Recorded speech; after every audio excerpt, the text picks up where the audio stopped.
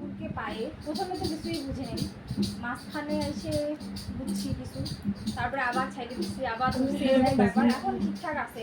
এখন ইষ্টভীতি ঠিক মতো করি, আগে যেমন করতাম না রেগুলার, এখন রেগুলারলি করি। সে যটার সময় উঠি না কেন করি। একটা কথা বলি শুধু, একদিন আমার বাবা খুব অসুস্থ ছিল, মেয়েবেলার কথা আর কি। তখন বাবা খুবই অসুস্থ, বাবা হাঁটতেও পারতো না, পায়ে ব্যথা ছিল।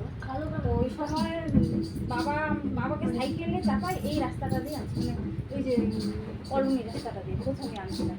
তারপরে যাওয়ার সময় বাবা বলে কি যে মা চল হাই রোড দিয়ে। তো আমি তো কোনোদিনও যাইনি, তো আমি জানি পারবো না, সাইকেলই চালাতে পারি না, আমার গা এখনো শিখে উঠে যে আমি চালাই নিয়ে যেতে পারবো তো হাই রোড দিয়ে, তার মধ্যে এত গাড়ি ঘোড়া কোনো ডবলই চালাইনি।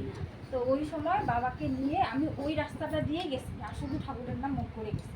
এটুকু আমার মনে আছে, এখনও মনে আছে যে বাবাকে যে কেমন করে ওই রাস্তাটা দিয়ে আমি নিয়ে গেছি। বাড়ি যাই আমি শুয়ে পড়ছি, বাড়ি যাই সাইকেলটা রেখেই শুয়ে পড়ছি, আর আমার কোনো ইসে নেই, মাথা ভন ভন করে ঘুরতেছে, আমি চালাই নিয়ে গেছি। তো এইটুকু, এখন তো এইটুকুই বললাম, অন্য আরও অনেক আছে, অন্য